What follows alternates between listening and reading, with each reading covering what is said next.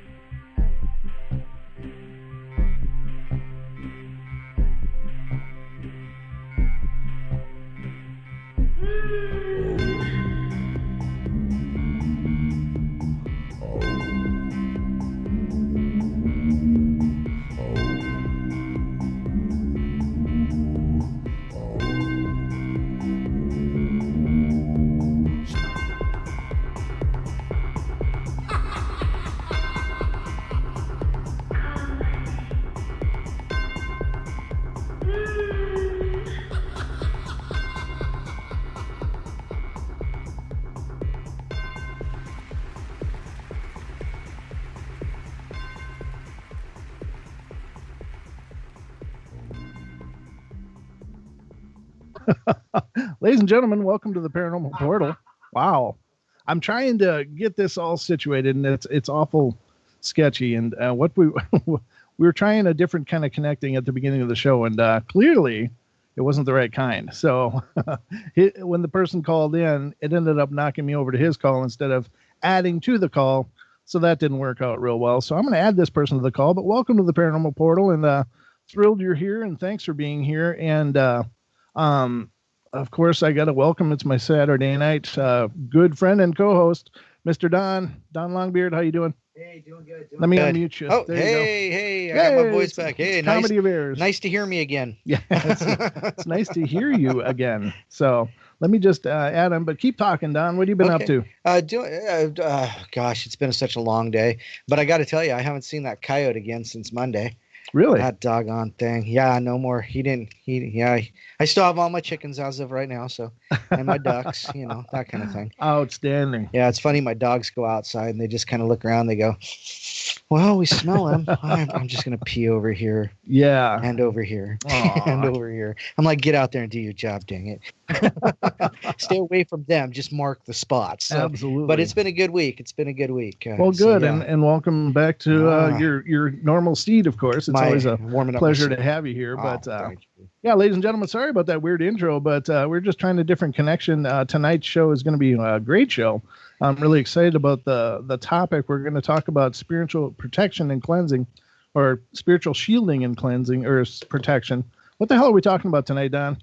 We're talking about spiritual protection and cleansing. And cleansing? Yeah, something. Okay, I got spiritual shielding and protection. Yeah, okay. So there's lots of different versions of what tonight's show is. We can add in cleansing. Yeah, we'll talk about cleansing anyway. You're getting the bonus feature tonight, ladies and gentlemen, because anytime my dander gets up, gets up at the beginning of the show, I'm just like, I can't think.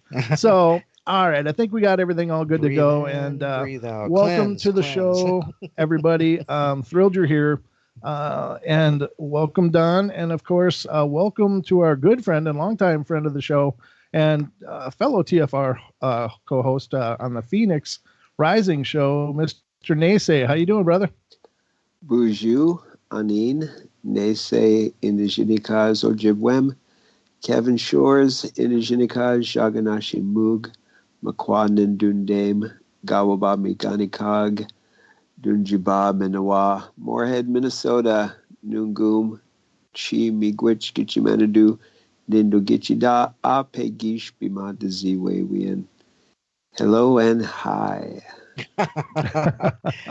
Thank you, NeSe. I just love every time you do that, though, because it's really cool to hear that the First Nations language and tongue. And I know that every region has their own, and every tribe has their own, of course. But it's a beautiful thing, and it's something that unfortunately I've never had the pleasure of hearing much in my life. Yeah. So I love it when you do those introductions. It makes me feel like something really, really cool has just happened, even though you just said hi or what.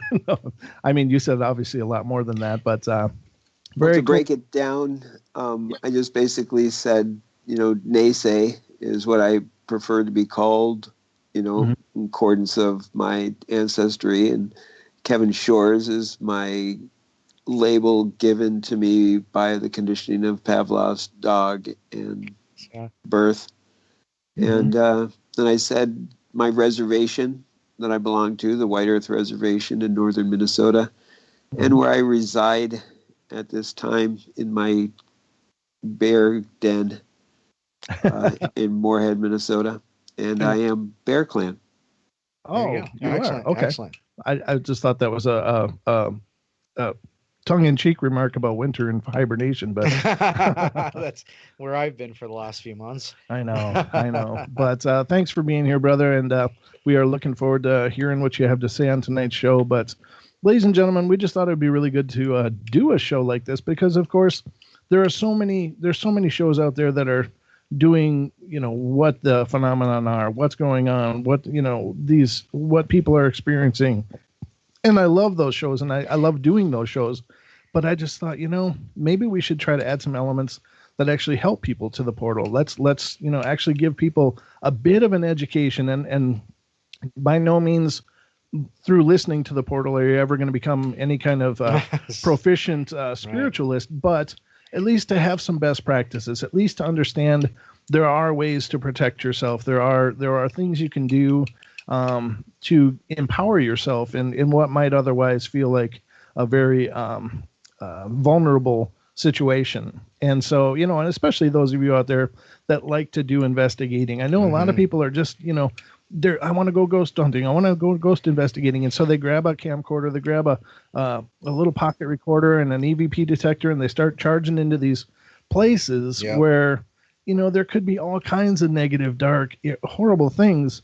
And you got to know how to protect yourself. You got to be able to shield yourself and to get rid of things before you come home, to cleanse, to purify, to release. And even when you're in these locations, sometimes there can be a very positive thing to do on those locations if you have the permission of the owners. Of course, you don't want to start, having a spiritual free-for-all in somebody else's property. But the point being, just learning how to take care of yourself in the event that you're going to be involved in the paranormal, or just, being alive, because we're all involved in the paranormal, I think. But so that's what we're going for with tonight and tonight's show.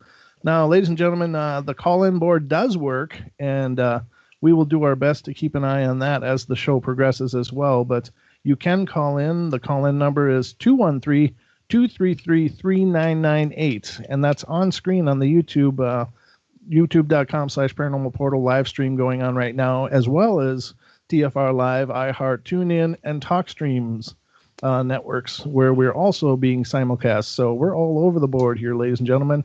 And let me get the international number. This is one that I can never remember this number. It's so many digits. But the international number, if you're calling from the UK, is 44203-393-2871. Again, 44203-393-2871. So that is another option for those of you that might be across the pond, as it were. At least across that pond. I mean, we don't have a worldwide call-in number, but that's for the UK anyway. And as we were looking at our analytics, Don, we got quite a few listeners over in the UK and Australia and stuff. It's pretty amazing. Yeah, I'm surprised we don't have anybody over in like North Korea. And well, I don't think. I think we'd be banned from those countries no matter what. No, they're not quite ready for us. I don't know if anybody's quite ready for us, but here we are. So, to start things off, Mr. NeSe, you've of course been involved in a very spiritual lifestyle throughout most of your adult life, with your being involved in the tribe and in your teachings and such. The Native Americans have a very intrinsic awareness of the spirit, not only in possibly what had been people, but in nature, in the environment, in the seasons. It's quite a spiritual kingdom, that you guys embrace, and I think it's wonderful. Can you talk a little bit about that? Well, I am of Anishinaabe descent, and the Anishinaabe people were of the North American continent. Roughly 1/3 of the North American continent was the boundaries of my ancestors. And in their experiences, they came to realize, or to the conclusion, that everything had what we call Manadu, which would be either spirit, energy, ether, but also mystery or unknown. Mm-hmm. But they just accepted it that there was, which is really ironic because when you start getting into this quantifying science, where they just keep, it's a rehashing of atomism. They keep breaking things down and it keeps getting smaller and smaller, and we're still going, what the heck? We don't get it. And with that being the case, if you think of each one of us being a frequency or a field, and so we're all tuned to that frequency or that resonance, and same with the raccoons, or same with the flowers and the bees, so all these entities, even the stones, they have their frequency, their spirit, their ether, their essence. And we try to just live in a symbiotic relationship, or in the complexity of it, respect. Right. That's amazing. I think it's so amazing that you guys have such a reverence and recognition for all of the kingdom of what is Earth, and and including nature, including the elements, including the plants and animals, and and the air and the seasons, and et cetera, et cetera. And of course, that I'm really honored to have you on the show to discuss this, because it's not very often that we get the opportunity to hear the kind of things that you learn about the spirit kingdom, and about what to do, what not to do, what are some of the things that are taught. Well, for lack of a better word in the semantics, we'll utilize sacred. Now, there are 4 sacred plants that are utilized quite frequently during ritual and ceremony. That, of course, is asema or tobacco, sage, cedar, and sweetgrass. All of these are utilized, especially when it comes to cleansing and purification. And the simplest that majority of the listeners, I'm assuming, have heard of is called smudging, where people would take sage and then they would burn it, and they would go through their area and waft this aroma or the smoldering sage around their home or their area. And that is actually, one thing that I try to do quite frequently, and then depending on the intensity of it, you add on top of that. And ironically, if you look at it in the scientific manner, they say when people are sick that you should burn a little extra sage. And when people are sick, they're coughing and sneezing, and they're getting all of that spittle in the air. And so when the smoke of the sage would connect to those moisture molecules in the air, it would become so heavy that it would pull it down to the floor. Oh. And so it would reduce all of that moisture, and thus, you breathe in somebody else's moisture, get it in your lungs, and next thing you know, you got the infection too. And then that brings us great into the whole aspect of it too, because what denotes the term possession, which we're kind of going to go around too, when you're protecting yourself, could possession be a virus, a fungus, a bacteria? Because if everything has essence or ether or a field, then we could literally possess ourselves with that. Just a spoonful of sugar helps this medicine go down. Absolutely. To quote a little Mary, wasn't that Mary Poppins? Yeah. That's cool.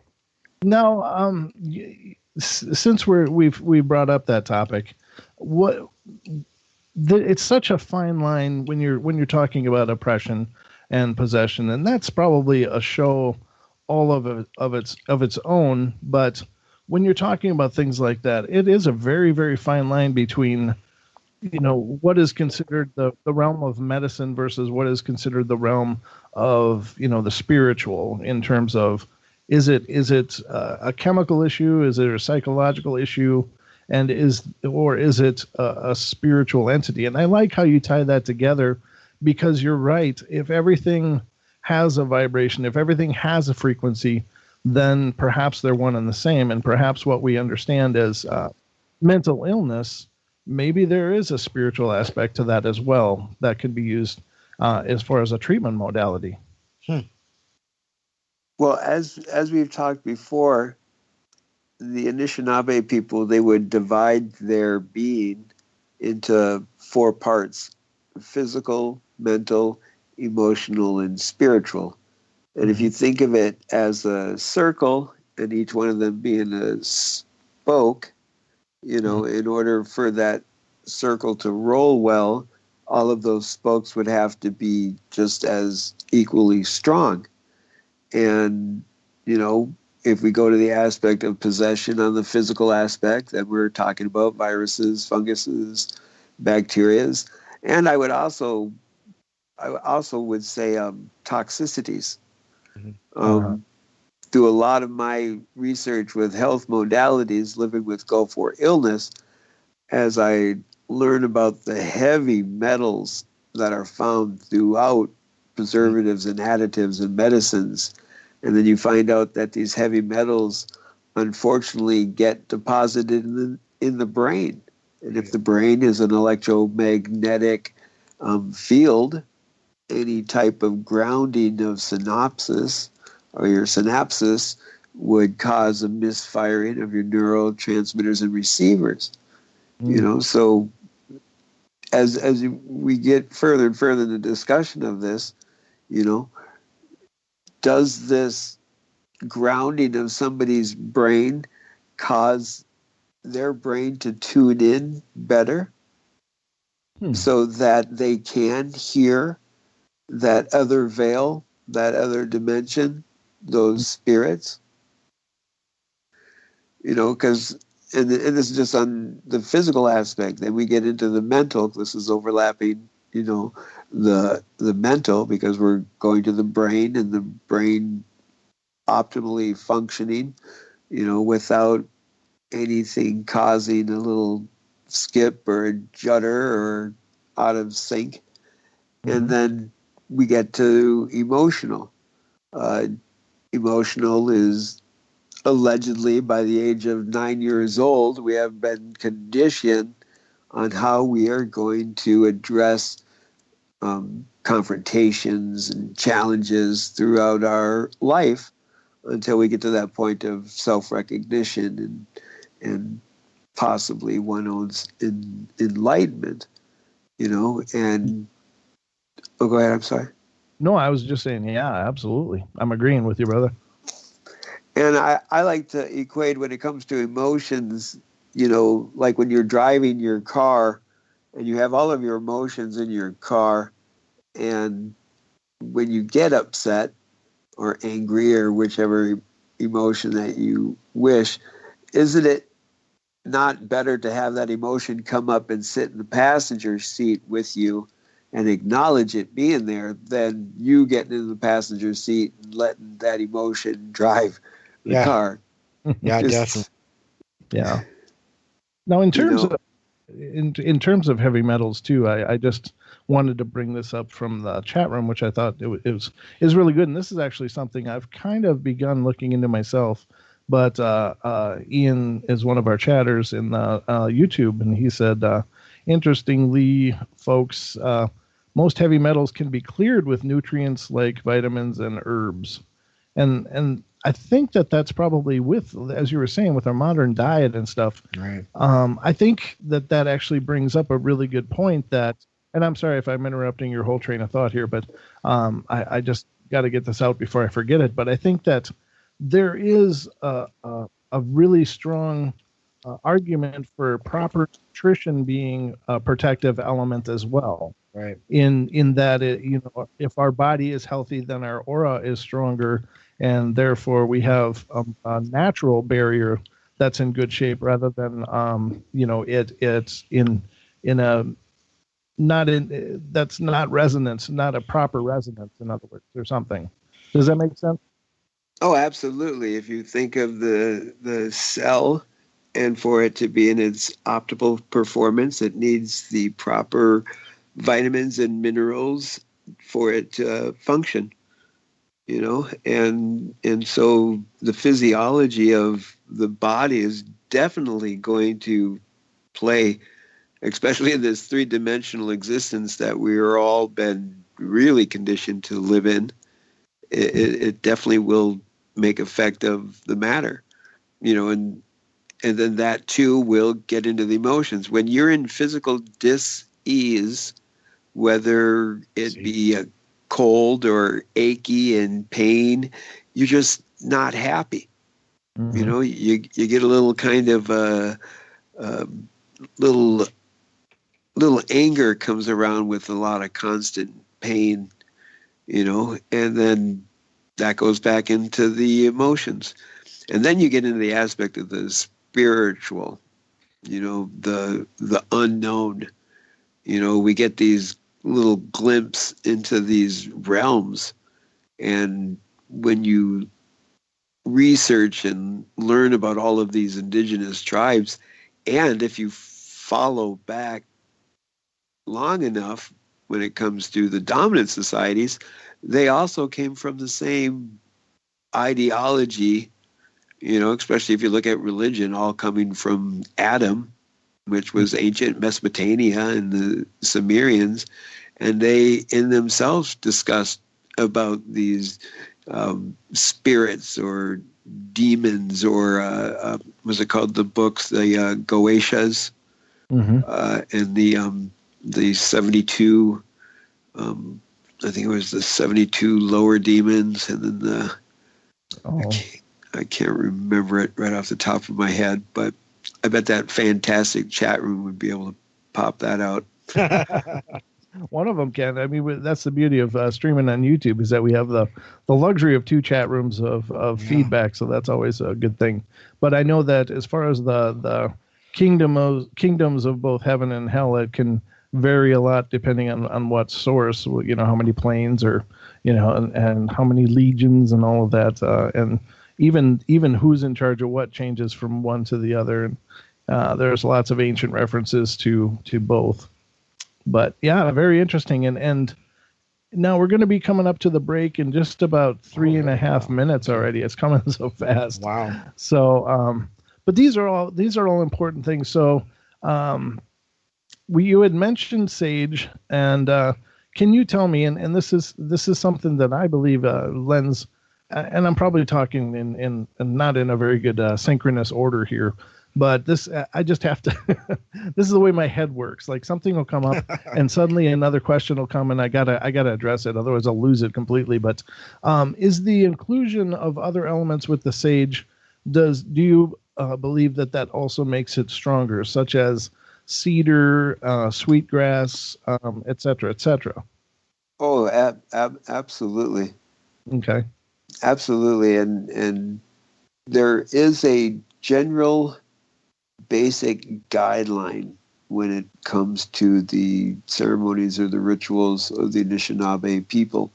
And there is always a little wiggle room, because one of the biggest teachings of the Anishinaabe people is that things do change, and if you don't change with your surroundings, then you're just going to have yourself a harder time to live in your surroundings, right? And so when you utilize all these different tools in your surroundings to go back to that wheel and strengthening all your spokes, and then we utilize what we have. And I always suggest that, those 4 plants, the tobacco, sage, and the cedar and sweetgrass are always a very good basic necessity. Uh-huh. And when you're saying tobacco, you're not talking about Marlboro. You're talking about a Native American tobacco, right? The good Well, stuff. Well, yeah, the Native Americans have been using tobacco for thousands of years, and it's unfortunate that the cigarette companies have bastardized it and added detrimental ingredients to it, to where it is very. You should really scrutinize your tobacco use if you utilize it. Mm-hmm. Yeah, absolutely. But it's a very different plant at that point too, isn't it? I mean, the Native American tobacco is a pretty, it's a unique plant, or is it the same thing as the other tobaccos as well? Well, it was indigenous to North and South America, Okay. and so it has gone through its change because of the whole crossbreeding, and you can't stop pollination. That's true. And Okay, brother. and We're going to head to our first break here in just a few minutes, and then we'll get into some more of this discussion. Plus, we'll talk about some wives' tales and stuff when we come back, and hopefully some best practices before we be right back with more of the Paranormal Portal.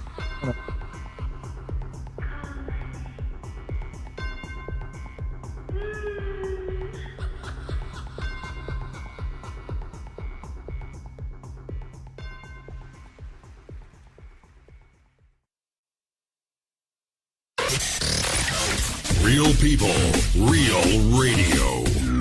Initiating the truth frequency. This is Truth Frequency Radio.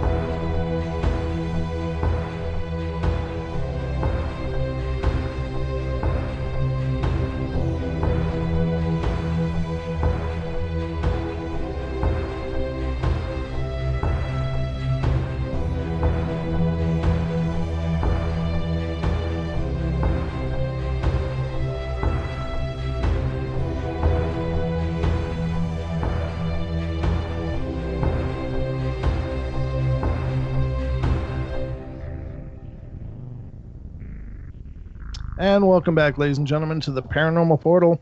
Here we are in our Saturday edition.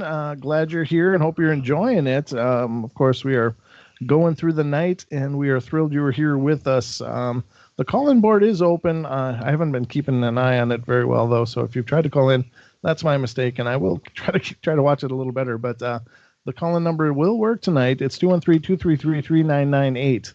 Again, 213-233-3998. And, of course, Mr. Longbeard, welcome again. Can't ever say welcome enough. Thank you for having me here, Mr. Brent. Of course. You love me. You really love me. I do. I do. But, that's for another time. Whoa. No, I'm just kidding. I'm just kidding. I'm okay. We're good. We're good. Yeah. We're just, We're just having our bromance. We're all right. Yeah. It's what we do.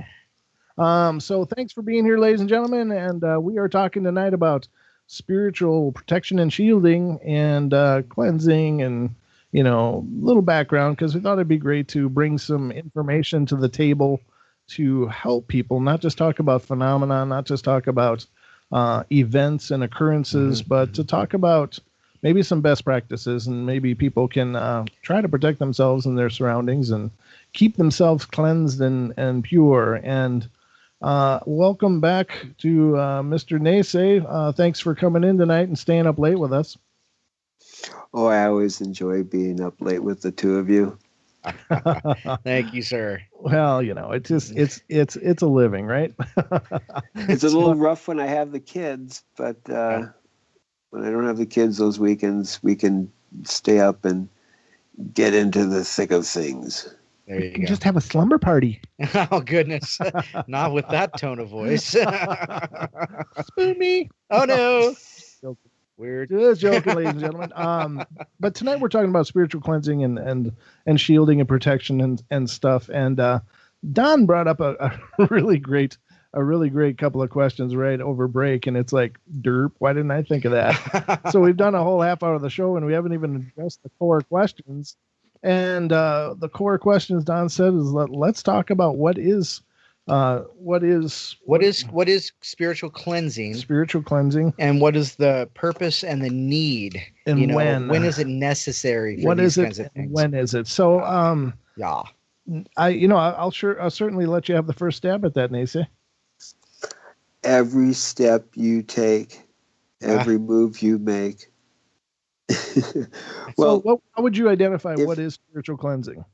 Well, if you just think about, the denotation of the words in itself, you have your spirit and you get into the shower and you wash your physical body, you wash your clothes, you wash your car, you wash your floors, so wouldn't you in that same regards want to wash your spirit? Sure. Yeah, sure. And there is different modalities or thoughts of how this can occur, but if you look in the whole holy trinity of it all, the order, chaos, and balance, that same oscillation goes through your spirit, where sometimes spiritually you're at that high or positive, or at that low or negative, and hopefully for most of the time may you find that contentness or the balance, neutrality.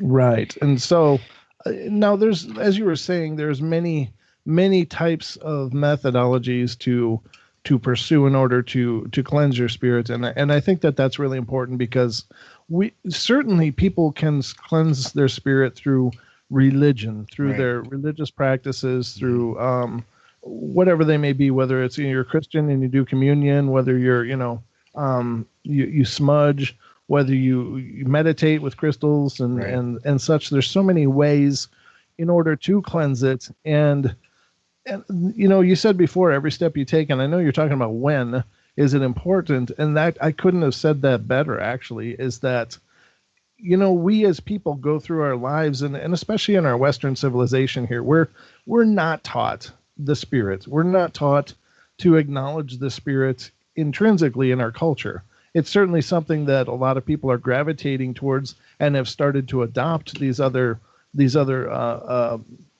ways of thinking in regards to our spiritual health and well-being.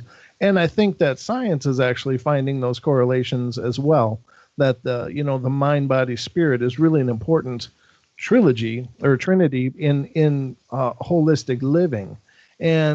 But it is, we don't take time in the West, and I imagine this isn't just we don't have the market cornered on that in America, but it's certainly, I can only speak from an American perspective, that we don't take the time. We don't stop. We don't slow down. We don't even hardly breathe. Mm-hmm. I mean, one of the first lessons that I think we as Westerners need to learn is how to breathe. And the importance of breathing, because we're breathing enough to stay awake. That's basically it, yeah. And we breathe more when we're exercising or moving something or working, and then we breathe less when we're not, But there is a very healing aspect to breath. And with the mental image of you drawing in the purity and beauty and love of the universe, allowing it to come into you, holding it and pushing out, visualize pushing out the negative, the stress, the strain, the sadness, the ache of just living in modern society. That breathing is incredibly important, and it's so intrinsically linked to proper spiritual balance, physical balance, and body balance, and mind. Wouldn't you agree with that? Oh, I couldn't agree more. And to throw it on top of that, if we are estimated over 80% water, H2O, O, and then you throw on top of it breathing. And if you look at some of the most phenomenal treatments of healing is when they're doing hyperoxygenation therapy. Right. Right. And breathing is absolutely key essential, because that is what is helping you push those oxygen molecules through your veins and arteries and releasing it so that your capillaries get oxygenated. Mm-hmm. And So yeah, by, don't stop, please. and by utilizing that healthy breathing techniques, and I'm talking like, getting into a meditative place or a quiet place, wherever meditating doesn't have Right. to be the lotus position or anything. Right. You can meditate wherever, but getting into that quiet place and draw deep cleansing breaths, exhale exhale it out, pull it back in, exhale out. And it's such a healthy thing that, even proper breathing, I think would increase the health and well-being by a large degree in our Western world over here. Yeah. Well, it is kind of ironic that if you look in the history of Europe, you'll see there was a period where they're actually outlawing magic. Because you were saying earlier about how we've no longer, superstitions still have lasted throughout the testimony of time, but that extra teaching of, respecting the spirits. There's a really, on Prime Video, and I apologize if I'm whoring out Prime Video, but they got this series now called American Gods, and it's based off a really good book.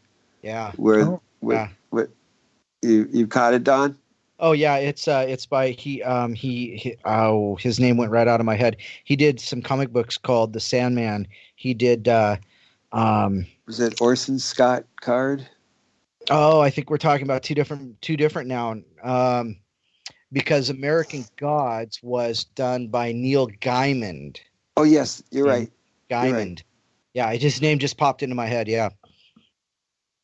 Yeah, really good. And it just kind of brings into that perspective that these entities of the greatness that we've put on them through, religion and through, lack of a better word, conditioning from our parents, and it's really spectacular to actually put these deities into more of a physical realm of it, because it just makes you ponder. With the Anishinaabe people, our great deity, or the top, well, it's hard to put it as an entity. Well, we call it Gitchi Manadu, and Gitchi meaning the greatest, or the largest, or abundantly supreme, and then Manitou goes back to that spirit essence, unknown mystery. And so the greatest mystery, this is where we get that most commonly referred to the indigenous god as the Great Spirit. Mm-hmm, mm-hmm. Don just dumped his camera, so he's trying hard to recover here. Oh man, coming back, dialing it back in. Don just stroked out here in the portal. See what you missed when you're not in the YouTube. Yeah, he was practicing his deep breathing. I don't know what the hell happened there. So we talked about breathing, and of course, I think that in terms of spiritual protection and cleansing, the health of the body, mind, and spirit is going to be paramount. We mentioned a little bit about nutrition, and that again, it helps to maintain a positive state of your physical being, which in tune is intertwined and correlates to our spiritual well-being as well. And when you were talking about diseases, I couldn't agree more that those are a reflection. Mm-hmm. There's many schools of thought that say that the damaged thinking comes first, and then the disease manifests. and whether that's true or not, I don't pretend to know, and I'm certainly not qualified to make any definitive statements. But I think that it's a very important correlation to make, and it's worth consideration. Now, the cleansing can also be done and should be done, I think, in terms of homes where you live. Right. And because in terms of the paranormal, we often talk about residual haunting. Just to put it in a nutshell, is basically the physical things around you, the physical structure can have a memory, and it can have a memory of what has happened within the structure. So if there was ever a horrible abusive family living in a home, and then they move out, and this young couple moves in, and they just start arguing, well, there's all this residual anger that's stored up into the walls, into the building itself. And whether you believe in that or not is up to you. I don't pretend to try to dictate what people think or believe, but doing things like the saging and sweetgrass and cedar and flowery essences with that throughout the house can be a real positive thing. Is there any other things that from your learning, NeSe, about how to cleanse your immediate environment, like your home?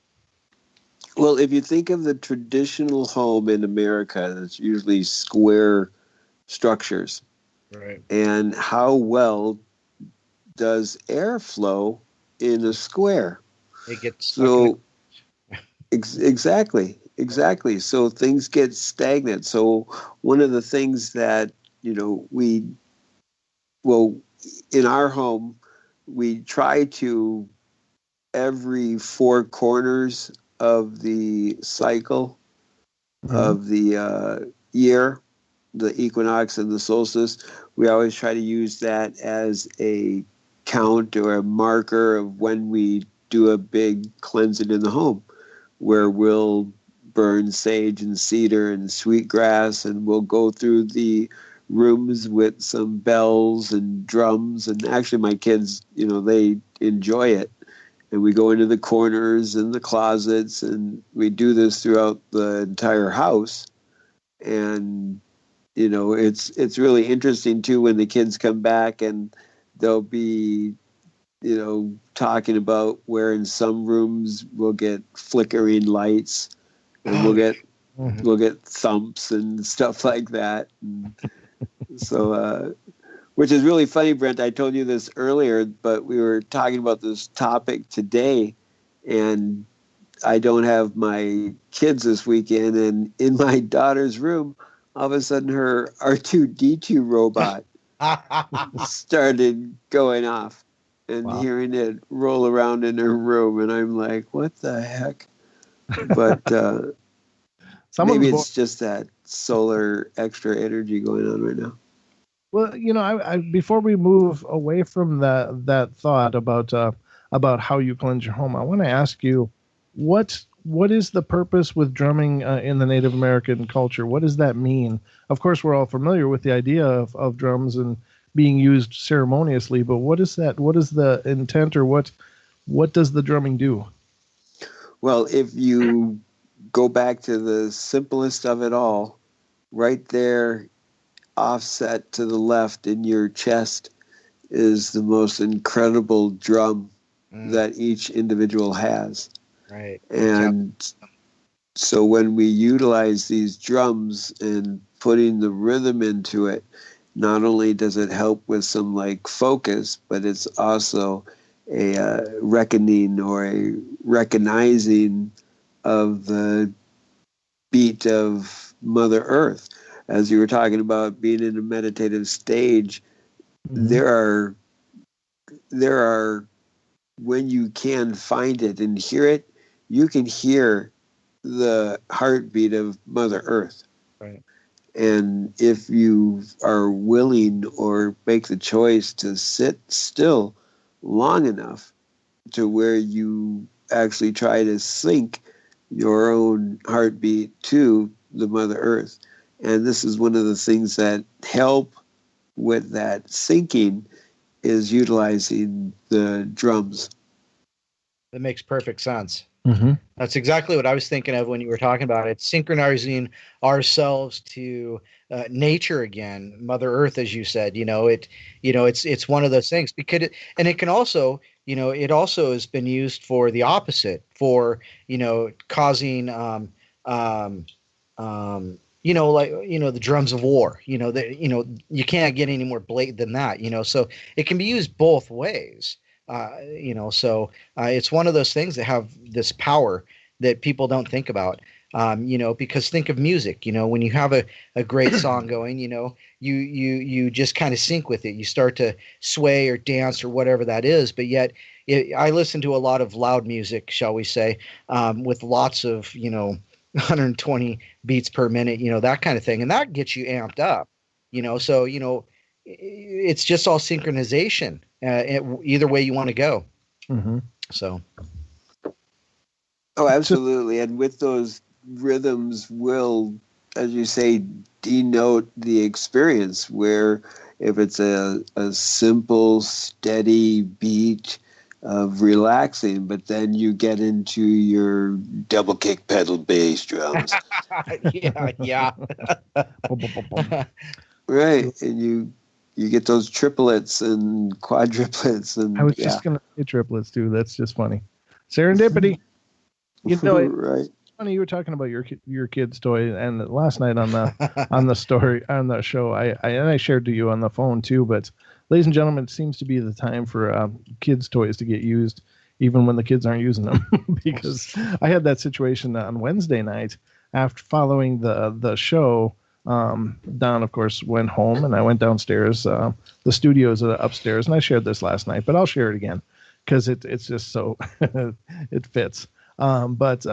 I went downstairs and was downstairs watching TV and stuff with the missus, and it was getting around midnight, and I decided to make sure the house was all closed up and was going to use the bathroom, etc. And the bathroom is actually at the foot of the stairs, right across from that is basically the bathroom door. So I'm just in the outside of the bathroom door about to go in, and upstairs, my cat is downstairs, my child is downstairs, my wife is downstairs, I'm downstairs. Nobody else is here. And upstairs, I hear my son's toy helicopter start going like that, and it's got this computerized voice that goes with it too, and it says, "Copy, I'm coming in." And I just stood there and I went, "Oh, that's creepy," and I started laughing, but I was like, "Ah." So next morning, I saged the house. I did roll through with some sage and some frankincense and hopefully dumped out anything negative, but I've been feeling pretty good today since I walked in the door. Yeah, good. Because occasionally you have those moments where I start breaking stuff. Now it's been rather calm today. So yeah, that's a good point, Don. Actually, you're kind of a good barometer to the state of my house studio. When things, well, other than your camera, you've been rolling aces tonight. So yeah. Other than my camera, it's been a great night so far. But no, it was. Mm-hmm. Go ahead. It was interesting, in my research of, exorcisms and possessions and stuff. I was learning about the archways of the churches. Uh-huh. And one of the thoughts of why they had these high doors and stuff is that they believed that the spirits would hang around the arches of the doors. And as people would go through them, if the entity would get a taste of your frequency, or even like the residue of someone that is in your circle, the entities would latch on and go for a ride with you. And that's why they had the high arch in the doors. Well, see, that's a perfect segue into the purpose in needing to cleanse. Because we talk about cleansing after a ghost investigation, or whatever that is, or even even domestic things like divorces and things like that. So, so we can get rid of those spirits or those Klingons, shall we say, that attach to us, So that kind of leads right into that, do some people need to cleanse after they go home from church, shall we say? Well, that's why in adding to when we do cleansing, especially in those 4 cardinal points of the year, we also take cedar browse and we will hang them over all of the portals that go outside of the home. Oh, okay. That's interesting. And we'll change all of those up. We'll usually take them down at that period and put some new ones up, because it's a little bit of added protection because, just like blah, blah, you have to let the vampire into your home. Right. Uh-huh. And you're to keep them away. Right. And people come into your home and who knows what, and absolutely, especially people that like to peruse the bars a lot. Oh yeah. And we've discussed that several times on the show. And this is advice I got way back when one of my spiritual teachers was like, if the 2 of the worst places to get some kind of a spiritual attachment are hospitals and bars. Oh yeah. Yeah. And that's a very good point because in both cases, people are weakened.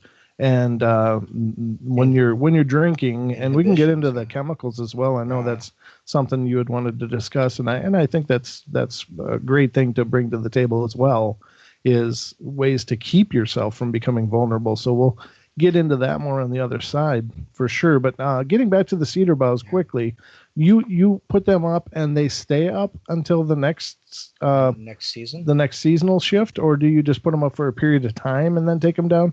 So you're going to have these really dry, crispy cedar boughs over the doors. I mean, I'm not being sarcastic or cheeky at all. I'm just curious. Yeah, and it's interesting too because sometimes we'll put them up there and they're green, and then all of a sudden someone might point out to me that like, hey, you got some brown ones where they've all of a sudden seemingly gone brown fairly quick. Oh. And just in an example, there's been times when someone has came into my home and when they've left, wow, I've had somebody say, okay, grab one of my spare ones and go out the portal and reach inside and grab that cedar brow through and pull it outside while we replace it with a new one. Okay. So you keep them green then. In other words, you're keeping them fresh and well, I think part of it is also is when they dry out or they start to turn brown, it's because it's fighting to keep things out, and therefore it needs to be replaced to replenish that power. I think kind of where he's going with that. And, all right. Absolutely. If you do that, I just wanted to tell you we're about break time, just seconds away from going to our next break. So we're going to go to our hour break, ladies and gentlemen, and we'll get into this more on the other side in the next hour of the Paranormal Portal. So everybody.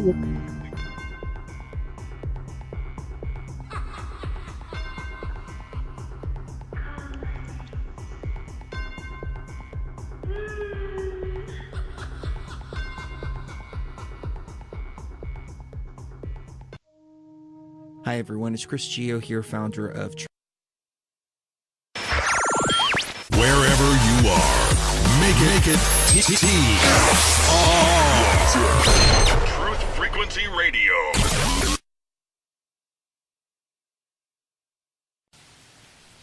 This looks extraordinarily bad. They linger in a perpetual dream state, a nightmare from which they cannot wake.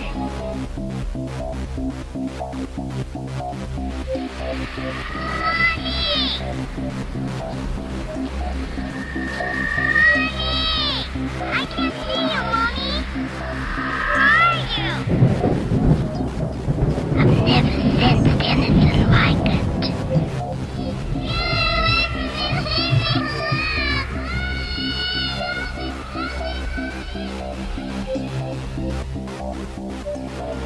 Carol Ann is not like those she's with.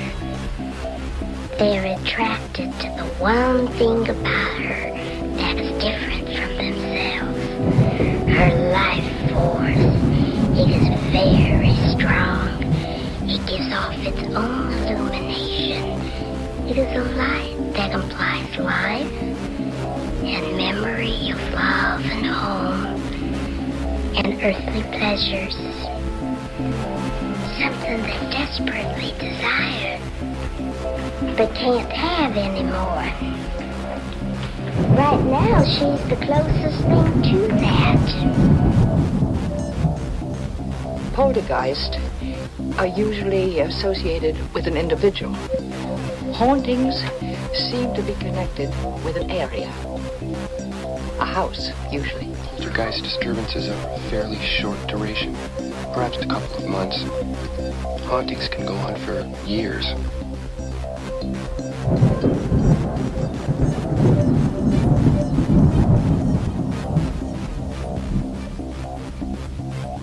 Welcome back, ladies and gentlemen, to the second hour of our Paranormal Portal. So glad you're here.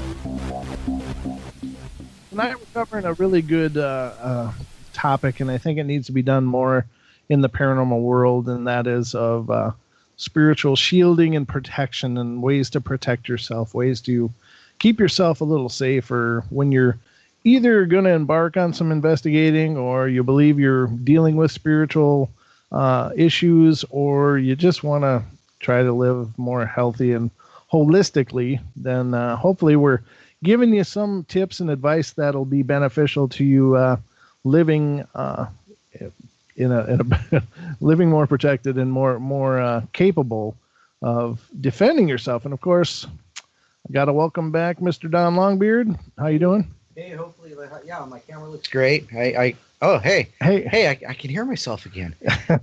As I said, the camera looks great. I'm looking older by the second and feeling good. Feeling good. And of course, welcoming our special guest tonight, a good friend of mine, a longtime friend of the show. Actually, he was one of the first people ever to call in to my show way back years ago.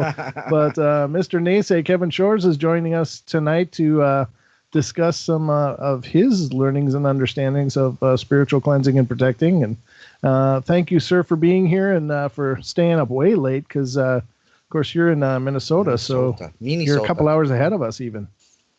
Well, I'm feeling like I got a little older just over the break. Seems to be a lot of that going around. Well. But with all this discussion here, I came up with a new label of myself. I'm calling myself an experiencer. Yes. Okay. Because in my experience in this go around, if I have gone around before, I have just been an entity or an individual that just happened to go through some crazy experiences. Right. And a lot of them have to do with the whole metaphysical realm of it. And sometimes I wonder, does it have to do with me being a half-breed of Native American, or does it have to do with, as I'm researching about Gulf War illness and finding the only information about it in the same categories of UFOs and ghost and supernatural and paranormal and metaphysicals. And so in that learning of it, is it like when you buy a red car and all of a sudden you see red cars more? Right.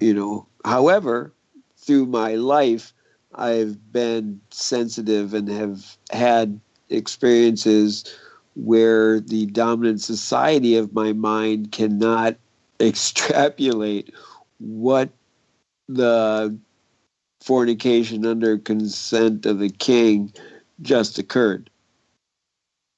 Okay. Sorry, I just found a new picture of you. I've been using pictures that I found online since you're only available vocally. I hope you look really good, brother. And I just want you to take a couple minutes to tell people how they can learn more about what you're doing or ways that they can catch up with you. And Well, you can catch me on Phoenix Rising. I kind of alternate on Tuesdays and Thursdays, 6 o'clock to 8 Central Standard Time. I have a couple YouTube pages out there where my greatest dream is trying to get cannabis grown on the reservation, and that can be found at Cannabis Res Solution, REZ Solution. And the other one is Hilariousness, or Hilarious NeSe, HIGH, Hilarious NeSe. And that's some of my comedy. I do open mic comedy. And on there we post sometimes. My friends will come over and we'll do rantings and go into all sorts of crazy topics depending on who is there at the time. But in my experience of being Native American and being honored of receiving a pipe, with responsibility, or what is it? With great gifts comes responsibilities. Mm-hmm. And when we're given a pipe, we're to utilize it for the people. Right. And so when people come and ask of you, then we need to weigh our options and proceed as usual. And when we talk about the spiritual cleansing and stuff, and when you should do it, when it is best that you do it, anytime that you are pondering on increasing your enlightenment or your spiritual modalities and or divinations. We are all gifted with the abilities of metaphysics, whether it be telekinesis or mental telepathy, these phenomenons that are under the category of paranormal. And in those developments, we sharpen our tools or we hone our skills. And in these experiences, there is a dichotomy of good and evil. Right. And some people, they want to try a Ouija board or crystals or dividing rods or the tarot cards or even channeling. Mm-hmm. So if you are going to dabble in these things, when you get into a car, the safety procedure is to put on your seatbelt. Right. When you get into a ride at you go on the Ferris wheel, you lock yourself in. Yep. You put a parachute on when you're going to jump out of a plane. And so why not take that extra time for safety? Absolutely. And brother, we got a call here on the board, so I want to give the caller a chance. It's coming from a long ways away, so that's why I want to take it. I'm sorry to interrupt you a little bit there, but it's area code 808. You're on the air. That's Hawaii. It's Hawaii. Hey, thank you very much. It's my first time calling into this show. I heard about it today on my YouTube channel because I do work with spirits in Hawaii, and I was so enthused that I just automatically subscribed, and I'm here to maybe express some of the things that I was listening to tonight. So thank you for allowing me to do that. Oh, absolutely, brother. And thank you for your support of the show. That's absolutely wonderful. So go ahead. Aloha. What island are you on? Aloha. I'm on Oahu. Oh, beautiful. It's the island that has Waikiki and all that stuff. But I really feel a kinship to a very strong connection to tonight's topic, especially since we do have a Native American presence here in Hawaii amongst our people. And also there's a strong connection between the Native American culture as well as the Hawaiian culture. And listening to this conversation tonight, I just wanted to chime in and say, what is your thoughts on, how we were talking earlier about even residual energies and everything else? What about, because I know some people do this, they take crystals and other types of elements and they charge it up with positive energy. Do you think this in any way, shape, or form? Because I use a lot of cleansing when I go out and I work with spirits because of the diversity in our spiritual landscape. Do you think these type of rituals and ideas would really help in cleansing as well, charging things up and putting them around your home? Because I believe that the way you deal with negative hauntings is you first have to implement an idea of change in the environment. The energy has to change. So putting in these type of energy inducing elements like crystals and such and empowering them with positive energy, do you think that in some way, shape, or form that really helps things out when you're dealing with spirits and how they interfere? If you don't mind, you say I'll take this first. I just want to put in my 2 cents, but yes, I do, and I think it's. In fact, NeSe and I before the show were talking, and essentially, it gets the core idea of anything is that we are incredibly powerful spiritual beings, and we empower things around us with our energy, and certainly crystals interact with our energy field, and they can store energy, and they can be used for different purposes depending on the crystals. But the key element in my mind is that if you believe something is effective, it becomes effective because you believe it does. And so is it, and I don't mean to just dismiss it as more of a placebo kind of thing. I'm not trying to marginalize any of this. I think it's incredibly powerful. The same is true for any faith, that if you believe, if you're studying Islam, if you're studying Christianity, if you're Jewish, whatever you have faith in, whatever you have belief in, becomes powerful, and the symbols intrinsic to those become powerful symbols as well because they are manifest with your belief in them. And so I think that anything that you believe becomes powerful because at our very core we are divine spiritual beings, and therefore we are creators. And I think we create the power in those things because we believe that they become powerful. And if I could add to it, I think the caller is discussing I think it's called Argonite, where people are now taking little bits of this, that, and the other thing and putting it into a silicone base, and with intent and prayer and manifestation, trying to positively charge these particulates and more or less utilize them. I've heard it before called love bombs, and absolutely, when you put the intent in it, just think of the cross, and when you say the word cross, not only does it make a audible sound, which is a frequency in your brain, it also makes a frequency occur.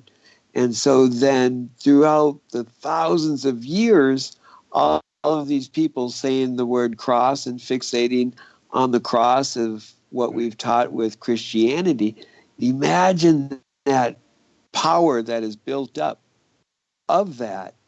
And so we do manifest these powers on so many levels, but we're always conditioned to look this way and that way instead of looking within where all that power is. That makes a lot of sense. I often think of the spiritual as like a surgical theater where everything is being done, work is being done, and we're being observed.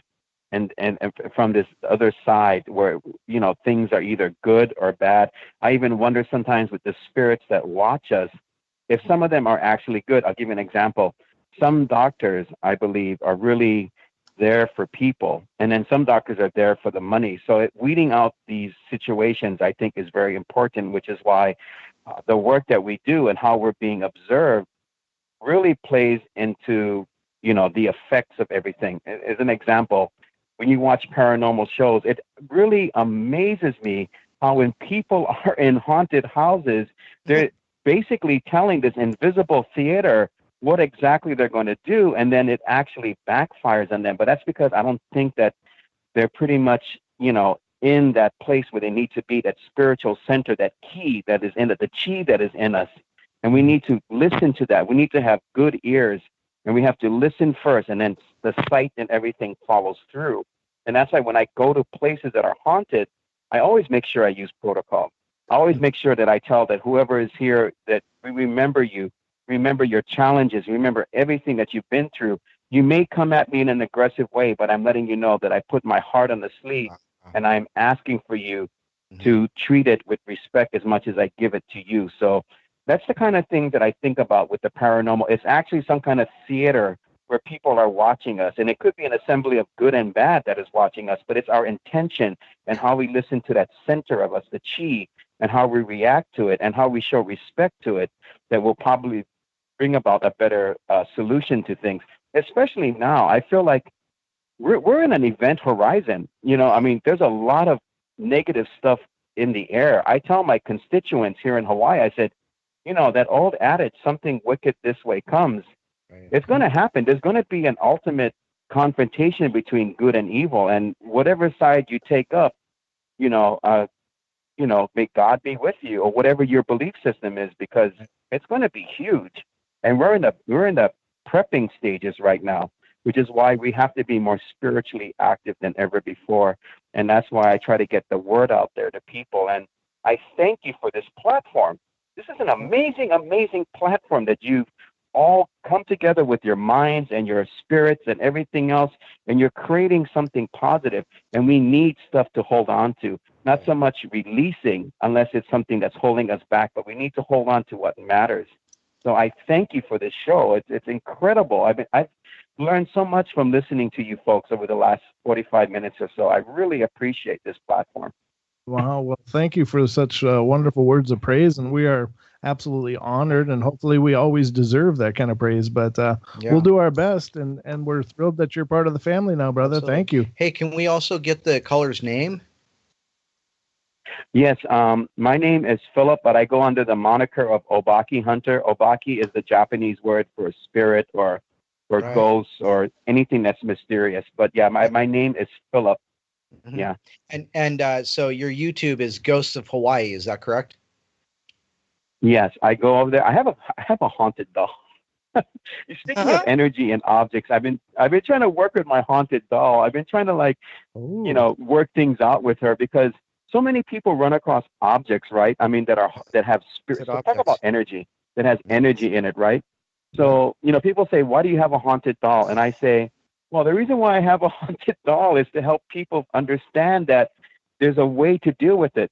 This is an example. Burning an Ouija board sometimes can bring more harm than good. So is there another way to do it? So on my channel, I do stories, I do evidence, because my dolls have been producing spirit energy. Like you wouldn't believe. There was a solar flare about a week ago, and solar flares can actually affect, as well as the moon phase can affect spiritual activity. And my dolls were going off. Wow. Seriously, going off. Yeah, it's incredible. Melissa, yes, Melissa's a haunted doll. It's a very haunted doll. People have been telling me her eyes move, but it's an illusion, but it's not. Oh, wow. Very cool. And, it's funny you brought that up, because that's actually a section of the show that we're going to get into, is talking about the moon phases and the solar stuff. That's something that NeSe is very passionate about. Yes, so brilliant. Absolutely. That's an outstanding segue into it, sir. Yeah. Thank you for letting me talk to you folks. I hope to be able to do so again. Do you folks ever do shows on Hawaii at all? I mean, not for me, but do you ever have people come on? Well, you'll get in touch with me at paranormalportalradio@gmail.com, and I'd love to have you on, and we can do just that. Yeah, absolutely. I would love to express it. I'm just curious about that. And yeah, okay. I will be good. What's the address again? I'm posting it in the YouTube right now. If you want to look at the YouTube chat, yep, it'll be in there. There it goes. paranormalportalradio@gmail.com. So it's there for you, brother. Thank you for your call. Hey, thank you so much. You Aloha. folks are incredible, and I look forward. Aloha. You folks take care and be blessed always. Okay. Thank you, All sir. right. Thank you, sir. Take care, and thanks for the call. That's outstanding. I just love that. Wow. Well, and it was a good segue too, because as we were just going into this change of the seasons where the equinox just occurred, not actually and date nomenclature way, or wait, let's see, how do I rephrase that? Well, the equinox, I believe, happened the first week of March, but the calendar equinox just occurred just recently. And ironically, on top of that, we have this overabundance, as the caller stated, solar flares that are going to be occurring through the rest of the month. And as we go through these phases, these cycles, I believe that there are points or markers in those cycles where the veils that differentiate this world with the other dimensions thins. And like Chris and Cherie Geo talk about, the thinning of the veil. Right. And when the thinning of the veil occurs, so does the ability for some entities to cross over also.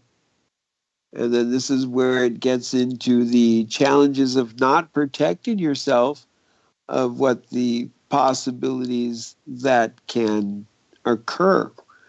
As a Native American, we call them walk-ins.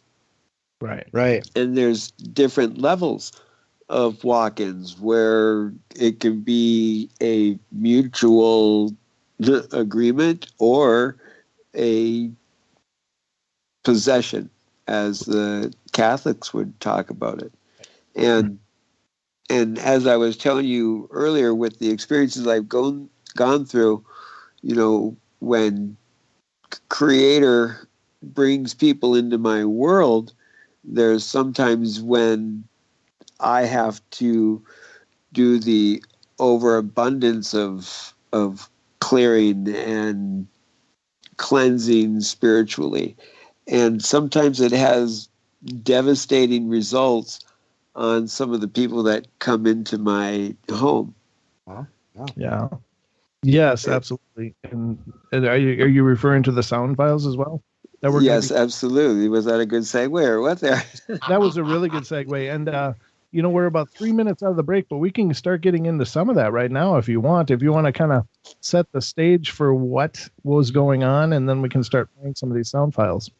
Well, I had an individual that came into my home that was looking for some assistance, and I said they could come and help me because as a blind, disabled person, I have things around my house that needs to be done. And we had an agreement, and the individual came in, and all of a sudden she came in bringing a lot of extra with her. And this is as we were discussing earlier. From the moment she came in the home, my spider senses, for lack of a better term, started going off. Where actually, at one point, I talked to a couple friends to come over because I felt this crescendo occurring, and so then we discussed things with this individual, and we were all very surprised of where it went. And I guess we could just go from there and start. Sure, I can. Well, we got about a minute and a half left. Do you want to just start with the sound files on the other side? Yeah, that's fine. Okay. So, Go ahead. No, go ahead. You first. You're the guest. Well, I was going to say that, with the gift of receiving my pipe and with doing ceremony and stuff like that, sometimes seemingly paths cross of of entities. And if you don't take care of yourself, then I believe what happened is a combination. But this individual came into my home with some entities, and when we review the clip, I'll give you a little more backstory of what just occurred before she came to my home, which I think had a lot to do with what happens. Okay, very good. Well, ladies and gentlemen, we're going to take our last break of the night, and then we'll come back. But also, NeSe, in the chat room on YouTube, one of the listeners was asking about dream catchers. So I want you to address those when we come back as well. So don't go away, ladies and gentlemen. We'll be right back with a little more.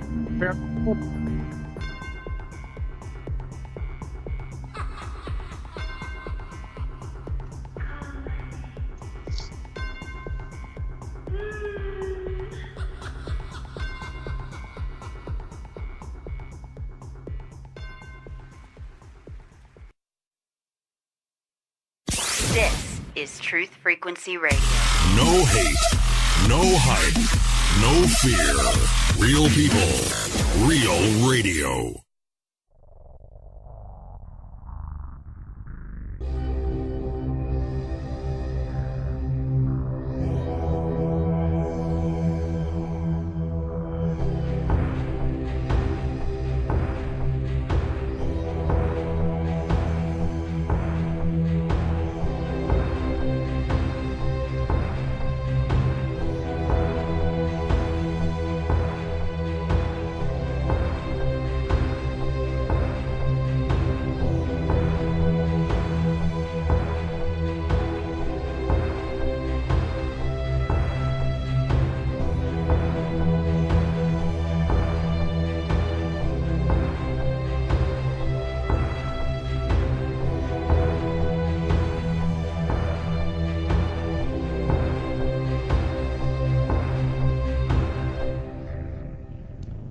And welcome to the last half hour of the show tonight, ladies and gentlemen. Here we are on the Paranormal Portal.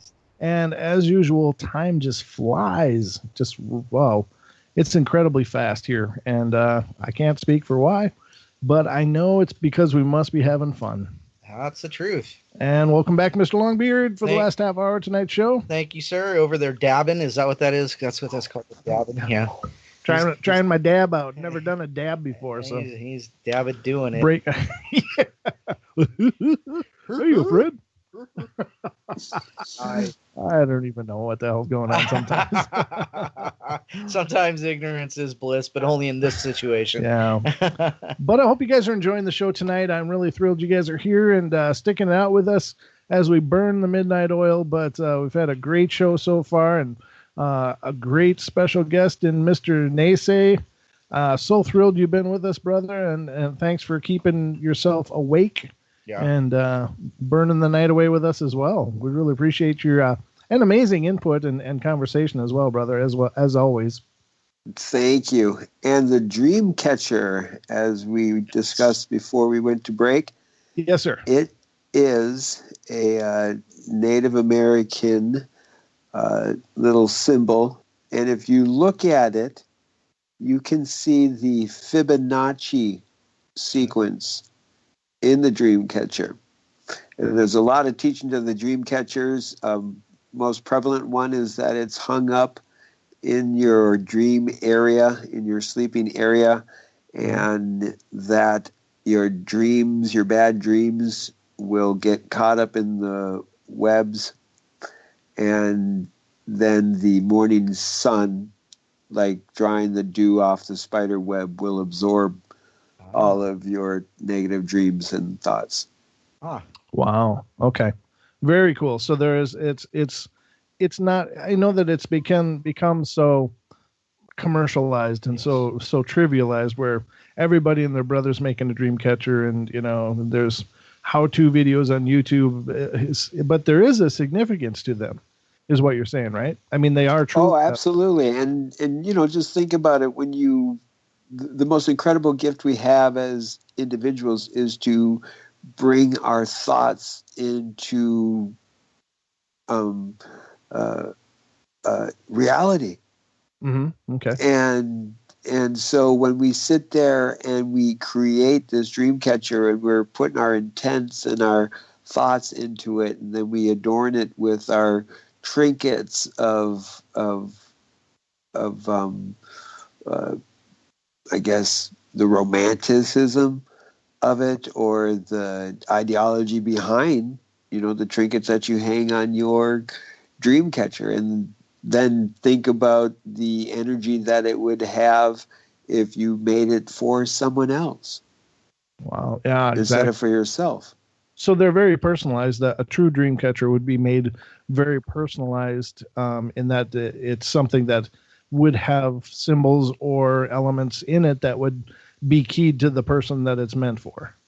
Right, and most commonly it was utilized on a baby's cradle board, and around the head area was like a big band or an arch that protected. If the cradle board was dropped, the child would be perfectly fine because it wouldn't ever land to hurt the child.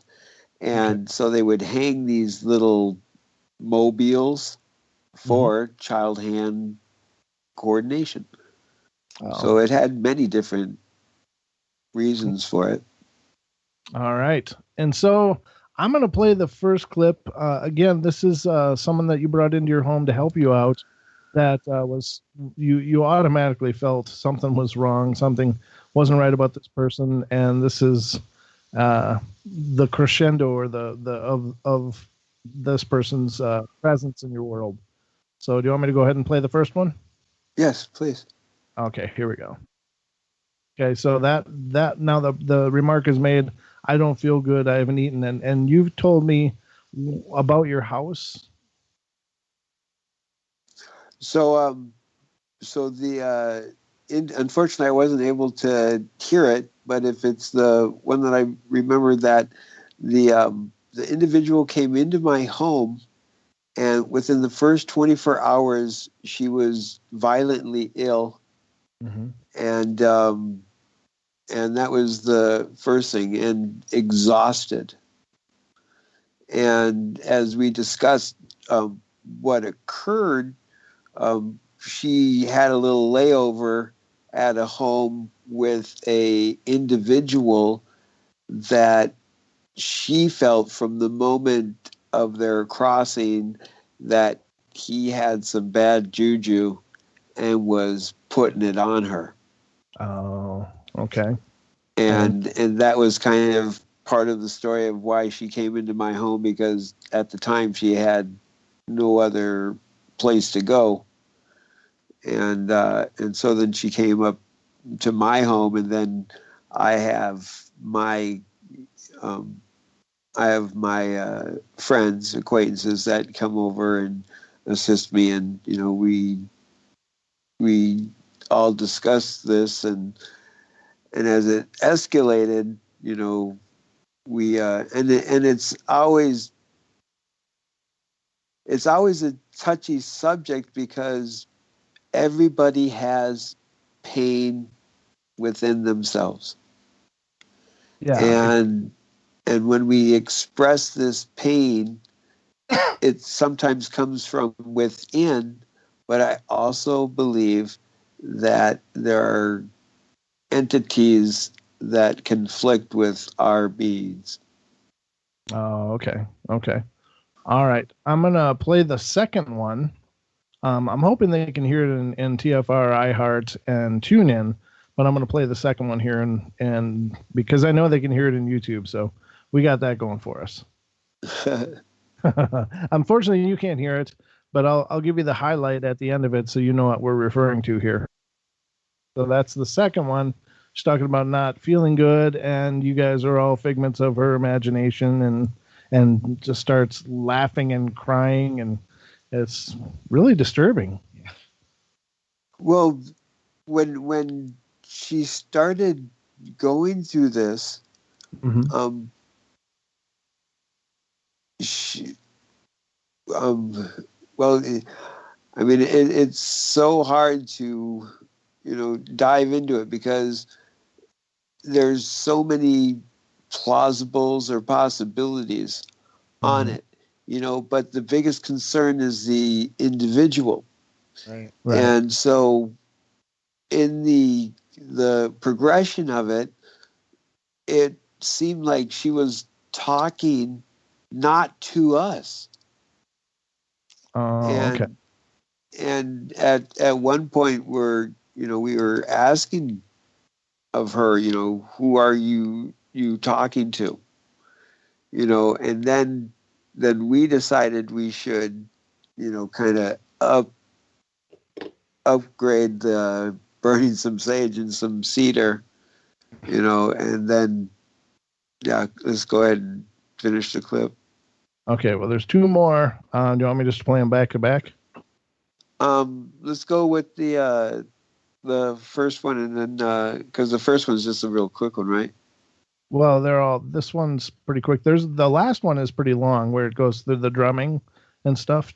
That's about 2 minutes long, almost 3 minutes. But the problem is, and they say I don't think they're hearing it as well on TFR and iHeart and TuneIn and TalkStream. So I don't know. Yeah, we can just talk through it, but what it was is this individual went into this wailing, and at one point it even was seemingly animalistic, right? And then she went from one extreme to the other of this wailing into almost hysterical laughter.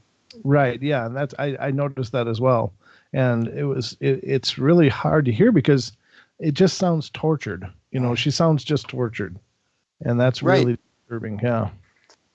Well, and then this brings me into one of my biggest ultimate fears, is that right now in this society of people trying to break away, to step aside from the craziness that is just going on in these moments of trying to separate from what's going on, people are going into different states of consciousness. And when it really comes to protecting yourself, when you open up your third eye, your pineal gland, by utilizing states of consciousness, divinations, and stuff like that, you open the portal. And when you open the portal, that is an entrance and an exit.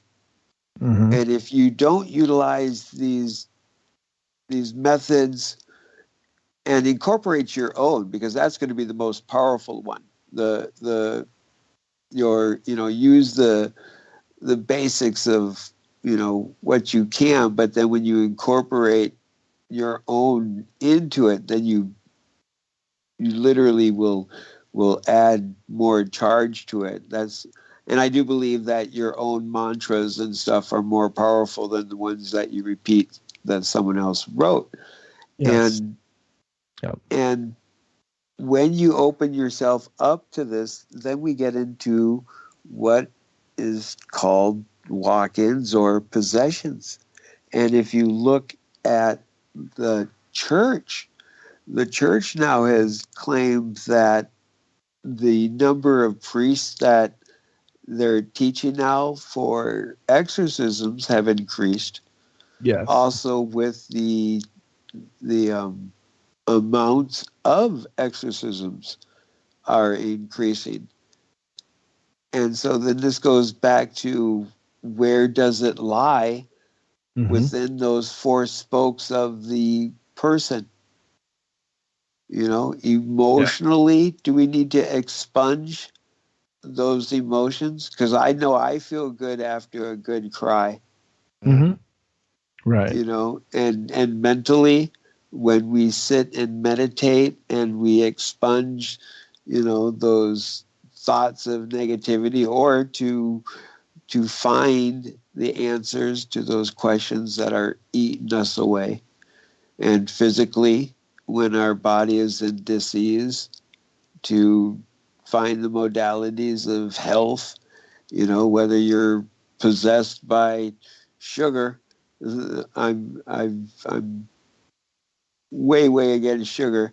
And I think we talked about it once on one of the shows of when I saw the spirit of alcohol. And that was a scary, disgusting thing in my existence when I could see. Right. And I can't confirm nor deny I was utilizing psilocybus mushrooms.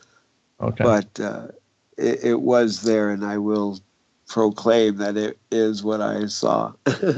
And that's another part of it too, is that and we had talked about this before, and I know it's something that you wanted to mention on the show, but the chemical usage, and this can even include pharmacological items, they do have an effect not only on the body physically, but I believe spiritually as well, that they can certainly damage or lower the aura and create a susceptibility for negativity, perhaps. If you subscribe to the idea that it can happen at all, then anytime you're introducing a substance that will have a profound effect on you physically, you can expect that it'll have a profound effect on you spiritually as well. Yep. Oh yeah, and it goes back with the additives and preservatives. If you look at the binders that they use, most of them are heavy metals. And heavy metals do not work well in the brain. They get transported in our bloodstream, and when the body doesn't know what to do with the heavy metals, it says, well, go store it in some fat somewhere. Yeah. And the biggest abundance of fat is in our fat heads. I got fat everywhere. No, I'm just kidding. I'm just joking. But, I certainly could use shedding a few pounds and all. But I think that there is a profound nature to that. And I understand that, maybe using mushrooms and maybe things like ayahuasca don't have quite the same effect because they are a natural vibration in and of themselves. So perhaps they don't damage the aura like the man-made chemicals would.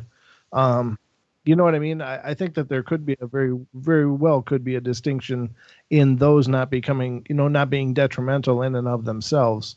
But I think anytime you introduce too much of one thing, without the balance, anything can become detrimental. So, if I eat too much carrots, it's going to become detrimental. I'm going to get orange skin. I've heard of a guy actually ate a bunch of carrots and juiced a bunch of carrots and ate carrots all the time, and he turned into Donald Trump. No, I'm just kidding. He went full keto.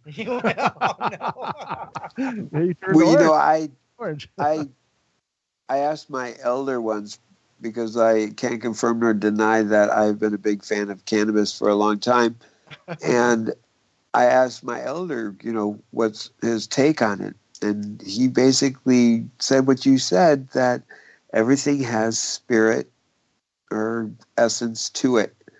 And if you utilize that essence in a respectful manner, whether it's topically or ingested, and if you do it respectfully, then it will work with you. But if you do it in a disrespectful manner, then it will consume you from the inside.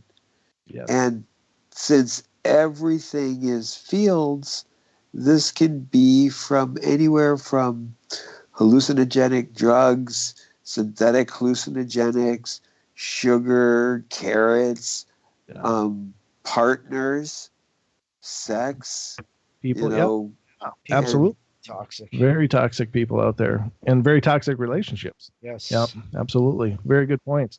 I would, we've only got about 7 minutes left, about 7 minutes left before we get the end music. But I would like to talk about quickly some, places not to get advice spiritually. And one would be the television show Supernatural. Buffy the Vampire Slayer would be another. Don't watch Buffy and think that you're able to handle vampires and all kinds of other darkness, because you aren't. Don't watch Supernatural and think that you can, stand up to demons and stuff because, it's just fantasy land. But so many people are involved in these shows. I think most people know that those shows are entertainment, and they're certainly loosely, very, very loosely based on lore. And while they may mention names of creatures that are legendarily supposed to exist, whatever they do in the episodes, do not think that's a way to protect yourself. However, I will say that salt is a good barrier against a spiritual negativity, but you don't need to have a heaping pile of it. You don't need entertainment. Yes, entertainment meant to detain you so something can enter your black hole sun pupil. I love the way he shades things sometimes. He totally dissects and and assembles words. Oh, it's amazing. It is. It's a gift. He's got a gift. That's transform words. Yeah, exactly. Wow.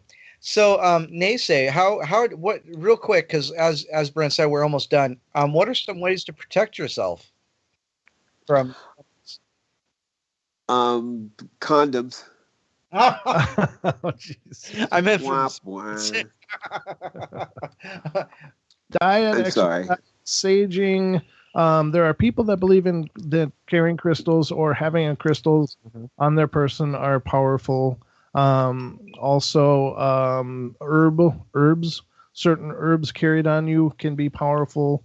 There are many things, but and certainly this show is only about best practices. This isn't meant to be an exhaustive, but please research this kind of thing very intensely if you're looking at becoming involved or you think that you're dealing with something of a spiritual nature. Yeah.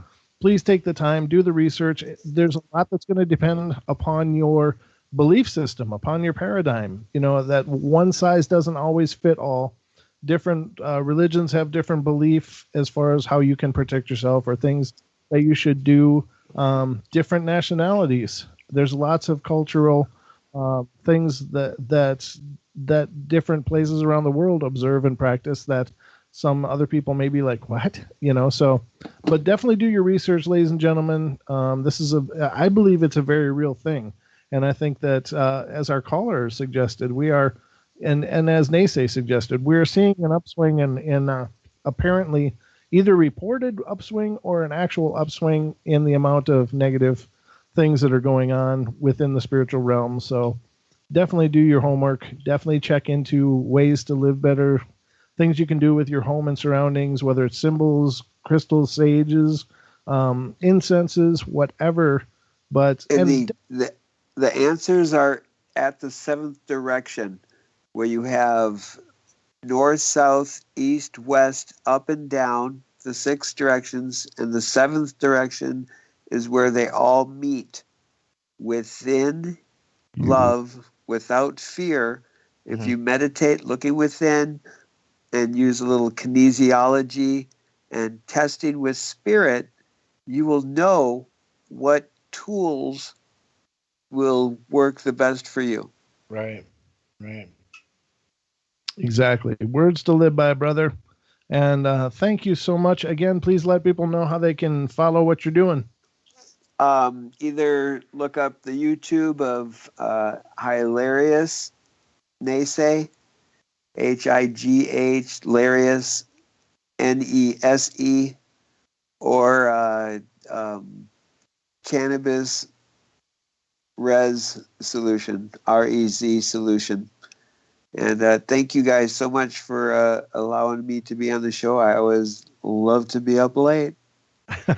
Well, we love you being up late with us. So. Absolutely, brother. And thank you for all your input and your wisdoms and insights on the subject, because we couldn't have done it without you. So, ladies and gentlemen, that about wraps up the show for tonight. But please, if you haven't, please, if you're on YouTube, make sure to click the like button and let everybody know how wonderful this video is.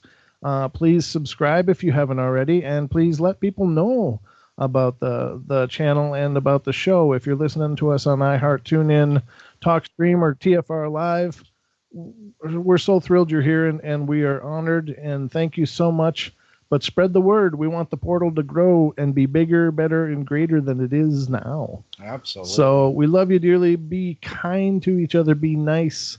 Take care of each other. And if you have a paranormal issue, experience, a thought about what we're discussing, please feel free to reach out to us via email at Paranormal Portal Radio, all one word, at gmail.com. Again, Paranormal Portal Radio at gmail.com. And I will definitely be in touch with you because I'm the guy that answers all those. So, but make sure to find us on Facebook. We are on Facebook at facebook.com/Paranormal Portal Radio.